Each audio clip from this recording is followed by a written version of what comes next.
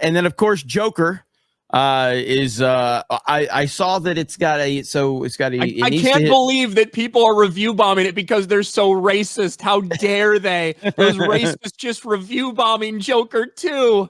Yep. Oh wait, shit. Ooh, can't blame it on that. Yep. Fuck. How you gonna do that one? How bad? Like people might just not like a movie. How bad is it? That's a tough question. I don't think it's like poorly directed or acted or anything like that. The problem is that it works so hard to undo so many things in the first movie. That's like the issue with it. And I've seen a lot of people saying this was Todd Phillips basically saying, if you like the first one, go fuck yourself. I don't know if it was so much that, or if it was more so one, there was never supposed to be a sequel. And Todd Phillips said over and over again, it was only supposed to be a standalone. And I think Warner Brothers finally offered him enough money where he was like, well, I guess I'll do it. And he wanted a way to have another subversive shock to people at the end of this movie, and decided to do so by kind of undoing so many things that were built up in the first one in an effort to shock people. I don't know exactly what the motivations were behind it, but I know what the end result is. And the end result is people that were looking forward to seeing the next part of this story and people that were worried about this next part of the story. Both of them are disappointed with what they end up going to see. Yeah, I don't see anyone that's like, I don't see any fan movement for this movie at all. I see nobody. Like, and I mean, like, obviously you can find an individual here or there, but like, there's no group of people that are just like, yeah, this movie speaks to me. And I think that there's going to be a decent, like, and I don't mean the majority or anything like that, but I do think there's going to be a decent amount of people who say, you just don't get it. The first one was about this and this one's about this, and like stuff like that. I think that the media obviously worked overtime in the first one to convince everybody that there's this huge swath of men out there who looked at the character of Arthur Fleck and Joker as some kind of inspiration or a hero, when that really wasn't the case. There might be a handful of people that do think that. The vast majority of people who enjoyed Joker took that as like a warning sign for mentally ill people, a conversation about how governments treat people who are mentally ill, or how other people around them may treat them, and the potential bad things that can occur when that happens, especially if you already have this big buildup between, or this clash between the haves and the have-nots in whatever given society you live in. So I think there's going to be some people that try to say, wow, look at all the lonely incels out there. They thought he was an inspiration, and now they just showed you he's a pathetic man. That's why they're mad about this movie. I don't think that's why people are mad about this movie. People are mad about the movie because it takes the same thing that a lot of us were worried about, that if you try to explain too much in this sequel, you're going to end up undoing a lot of shit that made the first one awesome and made the first one a movie that should never have had a follow on. And that's kind of the problem. I also think the music stuff just doesn't work. It's not a musical. I almost wish it was a musical, because I think it would go over better if it was a musical, but it's not. It's a movie that like 75% of the musical acts, they're not musicals. They're like random karaoke breaks of songs that songs that exist already, as opposed to, hey, singing along dialogue and getting to know a character or a space or a motivation or things like this through music. That's what musicals are. It's not just because there happens to be songs in it. And you can only point to a handful of scenes where you can depict, oh, that's kind of like a traditional musical sense of what they're doing. And one of the scenes I actually think worked really well, there was a courtroom sequence that I think if they had modeled the whole movie like that, it probably would have gone over better. But the way they did the music didn't make any sense. Yeah. It's small. Like, I know you look at things pretty in depth, more so than maybe people understand. And like, it sounds like you've tried to justify this movie to the best of your ability, and even you can't. Like, even as much as you want to, because you don't want to just like blanketly just say like, this is a piece of shit, fuck this movie. Yeah, like just because a bunch of my YouTuber friends don't like something doesn't mean that I'm gonna have the same opinion or whatever, right? So I always go like looking into why they decided to do this or how, as opposed to just repeating something that random retards on Twitter say, right? And I think it was 100% like the wrong decision with this story. I think there's ways that you could do it. I think there's ways you could do this with Harley Quinn, with Lady Gaga's Harley Quinn, who wasn't as, she was important in the movie, but I thought there was going to be way more of her than there actually was. I think there was a way you could have done a Joker 2, maybe even using her as the like story about mental illness. Like it's almost her point of view from that perspective, and how someone obsessed with a mass murderer can fucking conceive them, can like see them as a hero and get obsessed with them and shit like that. I almost think that would have been a better story to tell than undoing Joker and getting back to, hey, he's just actually Arthur Fleck. This right here is the big red flag right there. Even Chris Stuckman didn't review it. I don't know if you understand the lore there, but like, so Chris Stuckman's basically at a point where if it's not something he can overly praise, he just won't review it. And so even Stuckman apparently hasn't. I don't know. I don't pay attention to Stuckman anymore, but it's funny if he hasn't even reviewed it. That speaks volumes right there about it.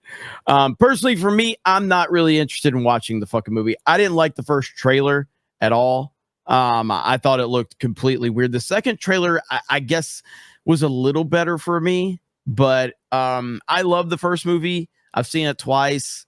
I thought that it was completely unnecessary for a second film. There's literally no reason for a second film at all outside of just looking for more money, which isn't really the worst thing in the world, but they're a business. Yeah. There's nothing wrong with that, but I just I can't justify me even just, I don't even want to go see it. I don't even care. I guess we can get to the Joker numbers, and I don't know if we've officially got the full numbers yet, like the exact numbers for the weekend. Those should probably be coming in the next little bit, but I'm sure it's going to be close enough to 40 million that it won't really matter. There are some movies, Jeremy, where you often wonder, why are they making another one of these? Did this really need a sequel? Nobody was asking for this. Nobody was asking for a prequel.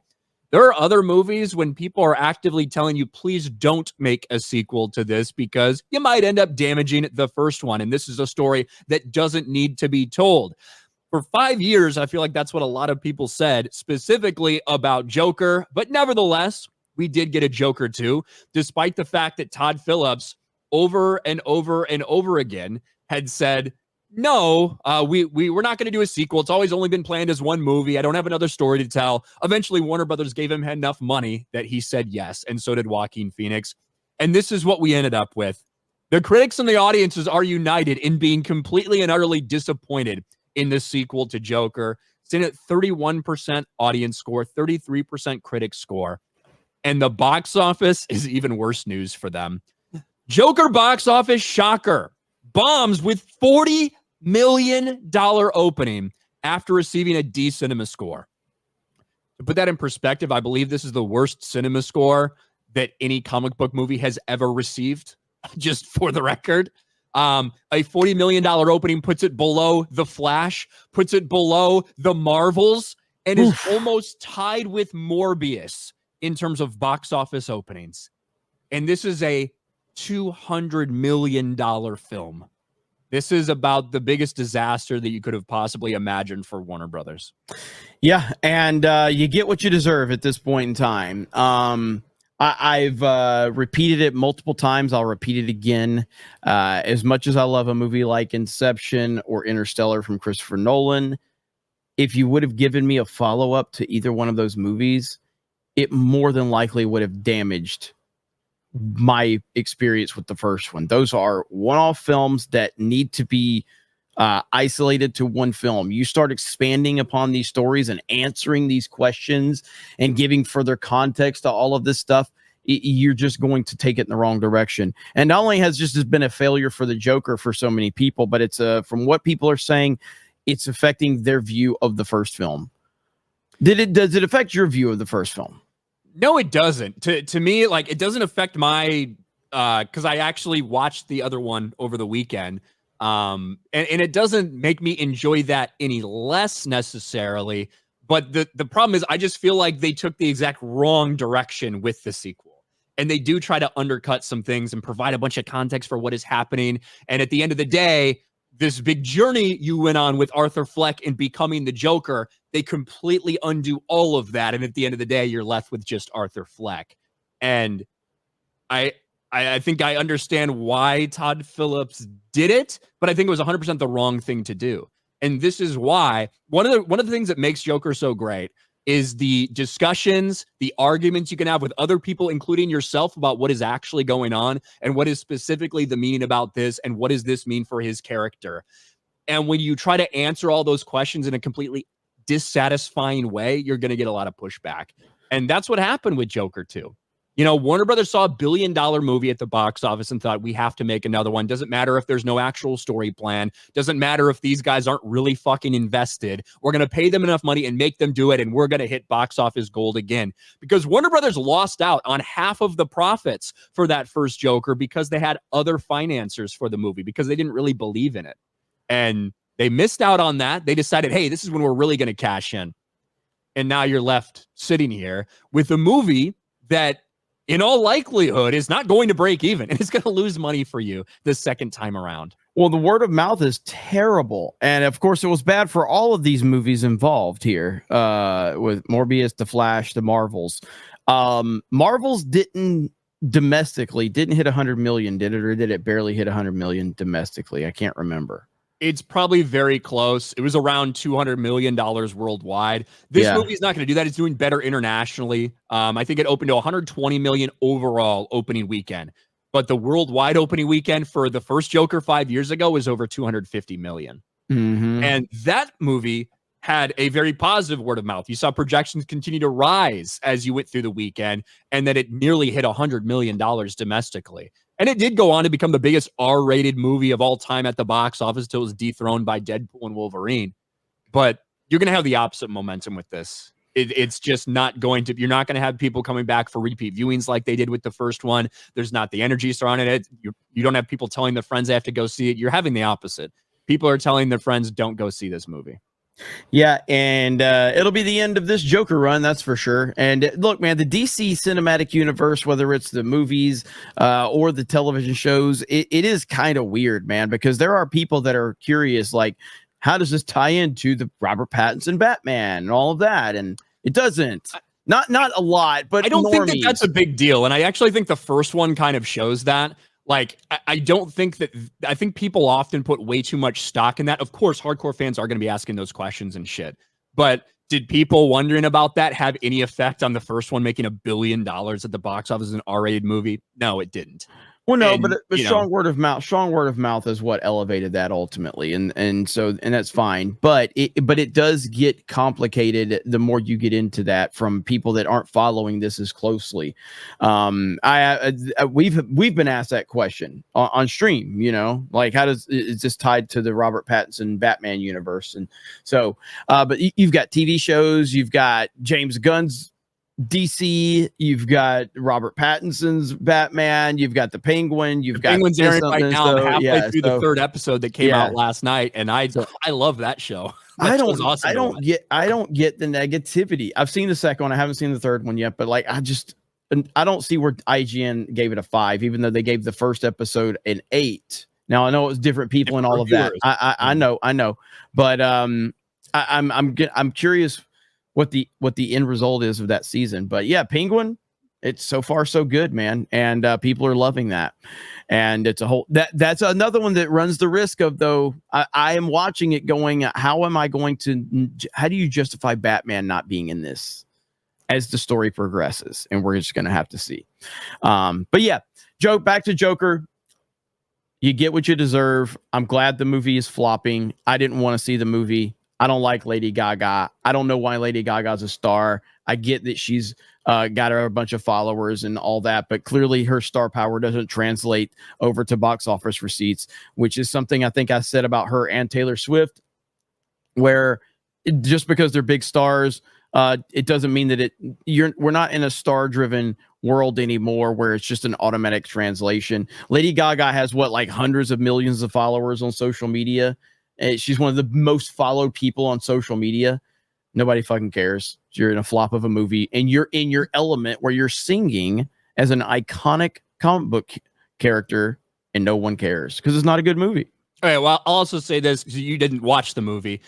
I was shocked with how little she actually sang, and the way that they had her sing. Not like the typical way you would expect somebody who's being brought on as a like famous artist to sing. And I think they took the complete wrong approach with the music in the movie. And even though there would be a lot of people questioning the decision, I think it would have been better off for them to actually go full-blown musical with this, as opposed to these random karaoke breaks in between. I think she did a fine job. I don't think she ruined the movie. What ruined the movie was the story that that Todd Phillips told about Arthur Fleck. I was surprised that Harley Quinn was not more of a focal point than she was in this movie. But like you said, star power doesn't matter as much as we feel like it used to at the end of the day. A little laundry list of the biggest stars in Hollywood could be in movies that absolutely bomb at the box office. That's just the truth. So getting someone attached to the film that does have a big following isn't going to matter if people don't feel the movie's worth going to see. The first movie, if you go back and watch the first movie, there is a lot of actual kind of music elements to it. And you even have Joker in that sequence, singing a little bit towards the end of that movie. But this one took it way too fucking far. And I feel like the context surrounding when they placed the music in there was nonsensical. It didn't help the story at all and only served to turn people off who didn't want to hear that shit. Yep. Well, I, for one, am glad that it's failing. So I'm the only person, though. I'm the only person. I wish that it would have been awesome. I wish it was an awesome follow-up movie to an awesome movie in 2019. It's funny because now you have, I saw this the other day, end of 2018, beginning of 2019, Aquaman came out, made $1 billion. Captain Marvel came out in 2019, made $1 billion. Joker came out in 2019, made $1 billion. Now the sequels to those have all completely flopped at the box office. It's a tough time right now for superhero movies, but when you're making superhero movies because you see a paycheck and not because you see an opportunity to tell a story, that's really what it comes down to. And Joker 2 exists because they saw an opportunity to make a paycheck, not because they had a story to tell. Aquaman, I'm still trying to figure out how. I'm still not sure how the first one blew up and became such a success, but it did. I guess it was just like a perfect storm of timing, and Jason Momoa's star power was kind of at all-time high at that moment, and him in that role in the moment, and all. I think it was just a perfect storm of things that happened, because that was not like a great movie. It was a perfect storm of just mid enough to be acceptable and entertaining, cool special effects, a movie that appealed to both men and women. Like men wanted to go there to see Amber Heard with her tits out, and because they thought Jason Momoa was a cool dude. Girls wanted to go there to see fucking Jason Momoa with the shirt off. It was just one of those things. Yeah. So back in a time where people would just go see any comic book movie that was out. And Aquaman did that was like the first DC movie that kind of leaned into like this whole it was more of a Marvel-esque tone and feel for a DC movie. It was a little more lighthearted, a little more fun, a little more goofy, and a lot less serious. So that's one reason it kind of had a normie appeal to it as well. But the second movie, just, my God, nobody asked for that shit.